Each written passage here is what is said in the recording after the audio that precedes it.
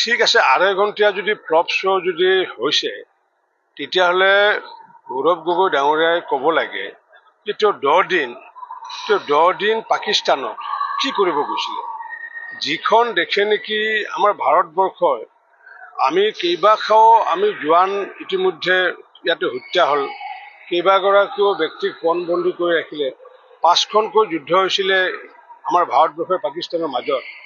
আনকি ক্ৰিকেট খেল এখন চলিলেও সকলো মানুহে ভাৰতক ছাপোৰ্ট কৰে, আৰু পাকিস্তানত যেতিয়া ক্ৰিকেট খেল মানুহে চাই থাকে তেতিয়া পাকিস্তানক ছাপোৰ্ট কৰে।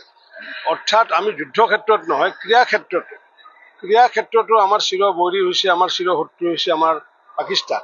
গতিকে সেই পাকিস্তানত তেখেতে যে গৈছিলে, সেই পাকিস্তানত তেখেতে যদি কিবা বনাফাইড ইণ্টেনশ্যন লৈ পেলাই যদি গৈছিলে, তেতিয়াতে ভাৰতবৰ্ষত আহি পেলাই প্ৰেছ কনফাৰেন্স কৰি পেলাই তেতিয়াই ক'ব লাগিছিলে যে ভাৰত আৰু পাকিস্তানৰ মাজত শান্তি স্থাপনৰ কাৰণে তেখেতে বিশেষ উদ্যোগ লৈছে, ব্যৱস্থা কৰিছিলে। তেতিয়া হয়তো আজি মানুহে মানি ল'লেহেঁতেন।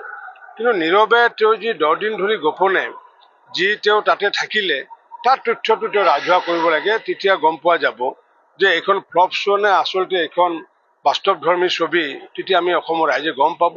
মই আহ্বান জনাইছোঁ, তেখেতে যিহেতু সাংসদ, আৰু সাংসদ হোৱা হিচাপে আমি সুধিব পৰা অধিকাৰটো আছে।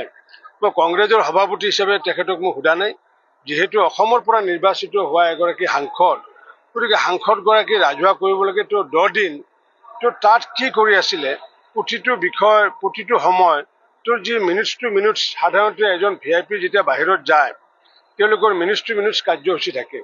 গতিকে তেখেতে সেই 10 দিনৰ মিনিটছ টু মিনিটছ যি কাৰ্যসূচীসমূহ ৰাজহুৱা কৰিলে নিশ্চিত ওপৰত মানুহে গম পাব যে এইখন ফ্লপ শ্ব' নে এইখন বাস্তৱধৰ্মী এখন ছবি। এই বিষয়টোত তেওঁ যিহেতু ব্ৰিটিছৰ নাগৰিক, গতিকে ব্ৰিটিছৰ নাগৰিক সন্দৰ্ভত মই সেইটো অধিক ক'ব নাযাওঁ, কাৰণ মুখ্যমন্ত্ৰী ডাঙৰীয়াই যিহেতু কৈছে।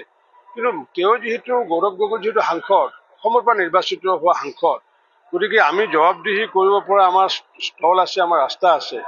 আৰু অসমৰ পৰা নিৰ্বাচিত সাংসদ হিচাপে তেখেতে জনাব লাগে যে এই 10 দিন তেওঁ ক'ত থাকিলে, কি কৰিলে।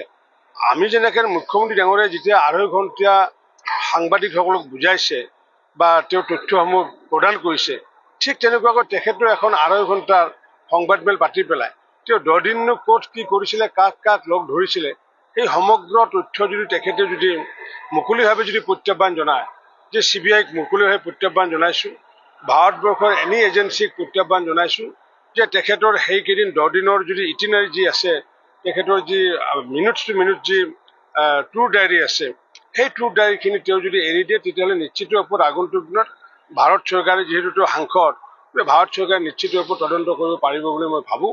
গতিকে অসমৰ জনসাধাৰণক তেওঁ আশ্বস্ত কৰাৰ বাবে তেখেতে সাংসদ হিচাপে তেওঁ দায়বদ্ধ।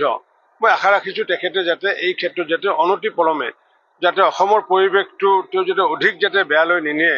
আজি অসমৰ পৰিৱেশ, আজি যি পাকিস্তানক লৈ পেলাই আজি যি কথা আহিছে, যোৱাকালি দেখিছোঁ যে সংখ্যালঘু সমাজৰ ৰাইজে গোবৰ্ধনা, বৰপেটা জিলাৰ গোবৰ্ধনা অঞ্চলত হাজাৰ হাজাৰ সংখ্যালঘু ৰাইজে ওলাই আহিছে। গতিকে যি সময়ত সংখ্যালঘু ৰাইজে ওলাই আহিছে, কাৰণ কিয় যিহেতু ভাৰতবৰ্ষ বুলি ক'লে যে যিসকলে ভাৰতবৰ্ষক ভাল পায় তেওঁলোকে সকলোৱে সংখ্যালঘুসকলে ওলাই আহিছে। গতিকে তেখেতে সাংসদ গৌৰৱ গগৈ ডাঙৰীয়াই ৰাজহুৱাভাৱে স্পষ্টকৈ কৰক 10 দিন তেওঁ ক'ত আছিলে, ক'ত নাই।